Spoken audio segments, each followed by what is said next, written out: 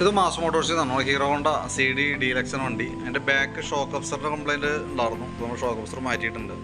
അത് നമുക്ക് സ്പ്ലെൻഡർ മോഡലിൽ വെച്ചേക്കണം കേട്ടോ. അപ്പോൾ ഒരെണ്ണത്തിന് നമുക്ക് 1000 രൂപ അടുത്ത് 1000 രൂപ വില വരുന്നുണ്ട്. അപ്പോൾ രണ്ട് സൈഡും മാറ്റി നമുക്ക് 2 സൈഡും കൂടിയേ മാറ്റാൻ പറ്റുള്ളൂ. അപ്പോൾ അത് ചേഞ്ച് ചെയ്തിട്ടുണ്ട്. പിന്നെ നമുക്ക് അതിൻ്റെ ബ്രേക്ക് ഒന്ന് അഴിച്ച് ക്ലീൻ ചെയ്യാനുണ്ട്. കമ്പനി ലൈൻ തന്നെ കിടക്കണേ. പിന്നെ അത് ഡ്രമ്മിന് വേറെ പ്രോബ്ലം കാര്യങ്ങളൊന്നും ഇല്ല കേട്ടോ. അപ്പോൾ അതൊക്കെ ഒന്ന് ക്ലീൻ ചെയ്ത് കയറ്റിയാൽ മതി. പിന്നെ അലൈവിയിലും നമ്മൾ ചെക്ക് ചെയ്യുമ്പോൾ അങ്ങനെ കാര്യമായിട്ടുള്ള കോട്ടോ കാര്യങ്ങളൊന്നും നമുക്ക് പ്രത്യക്ഷത്തിൽ തന്നെ അത് തോന്നുന്നില്ല. ഡ്രമ്മ് ഒരു പ്രാവശ്യം നമ്മൾ സ്ലീവ് ഇറക്കിയേക്കണതാണ്. അപ്പം ജസ്റ്റ് ഒന്ന് പേപ്പറിട്ടൊന്ന് പിടിച്ച് പോളിഷ് ചെയ്ത് കയറ്റിയാൽ മതി, അത് കുഴപ്പമില്ല.